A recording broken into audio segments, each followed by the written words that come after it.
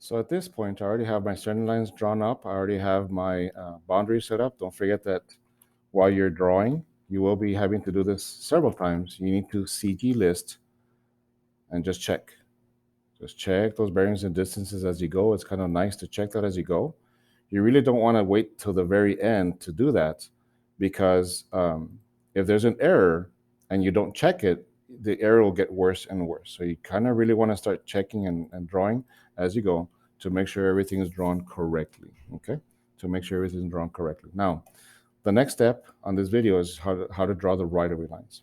So as far as the right-of-way lines, that is actually a simple offset from the center. So this right-of-way, like this one, for example, is simply offset from the center.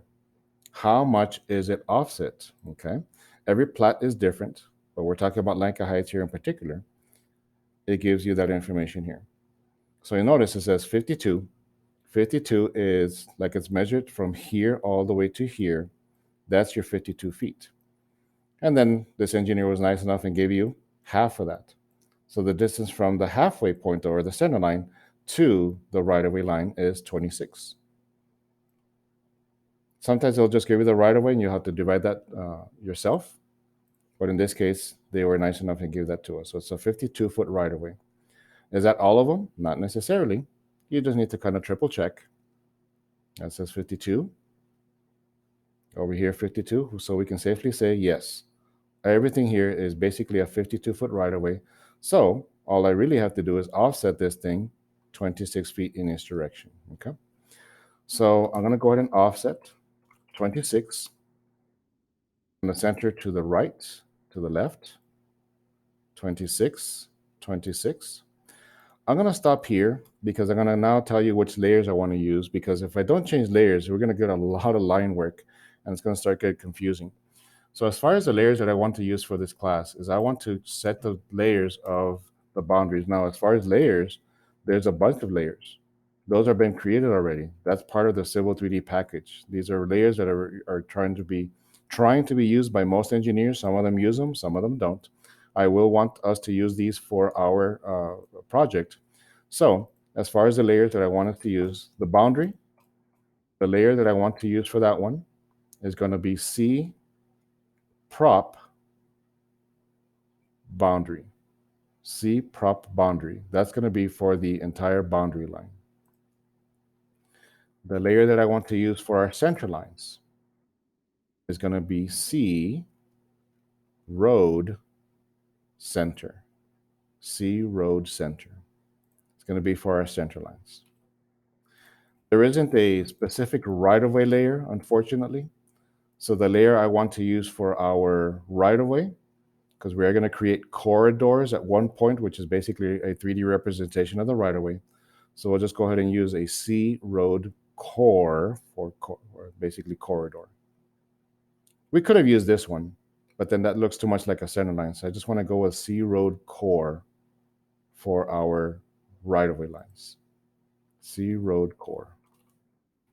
Okay. Then we keep offsetting and then matching properties as you go, so you don't lose track of what's the right-of-way lines, what are center lines. Okay. Now, as far as the curves, we're missing some arcs. We got some curves that are here at the intersections. So those curves here, for example, C36, C28, what is the radius? So the first thing I want to do is check the radius of C36. I'm going to go look at my curve table that's on the plat. You look at the curve number, radius.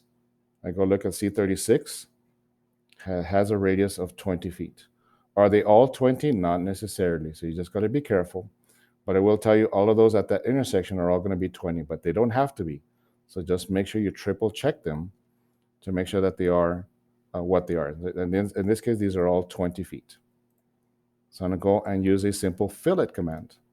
I'm going to use an AutoCAD fillet with a radius 20. Remember, we're working the decimal feet, so it'd be simply 20. And start doing your fillets. Okay. Now you did notice on the curve table that we have all this information here. So then does that mean, as far as the length, tangent, chord, I'm not going to explain what those are. That's a whole other discussion that I don't want to have at this point. Can I CG list all this information to make sure that arc is correct? Like we should have a chord of 2828 on C36. Yes, you can CG list it. So you can go over here to CG list. I'm going to check this one here. That one has a chord of 2828, arc length 3142. Is that what I have over here? 2828, 3142. Very good. It will match all this information with the exception of delta, because this is in degrees, minutes, and seconds. The Civil 3D defaults to decimal degrees, so that really won't match. Everything else will. Everything else will. So just to kind of show you, okay? And you'll do the same thing with these other ones. How do I do this one here? A lot of students freak out in that we have these two arcs, C37 and C1. Both of those, just to let you know, are 20-foot radius. Okay.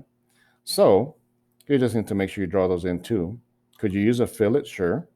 The only problem with that one, and this already has a radius of 20, is that it's going to trim the line back. And there's nothing wrong with that. There's nothing wrong with it. Just it's simply trim. Remember, the fillet command trims and extends.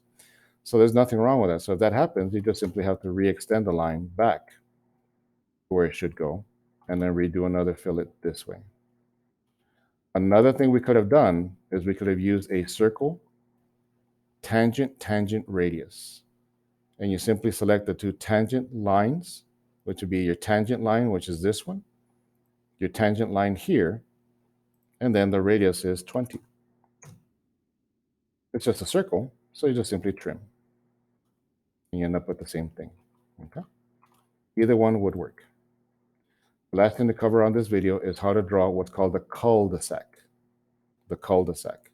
So as far as the cul-de-sac, we're going to use this information here, which is a circle with a radius of 50 feet. And then we're going to come back and fill it, C35, C29, and C35. I will tell you, those are different radii. C20, I forgot. C29, C35. C29 is 30 feet. C35 is 30. So they are different. Okay. So I have an overall radius of 50 feet, and these are 30s. So those are simple circles. You just draw a circle with a radius of 50 feet. You do some trimming. And then you're going to come back and fill it with a radius of 30. Put in those arcs. And you match properties. On your own, go ahead and do the rest of these. And the next video will be how to start drawing in the lots, the lot lines.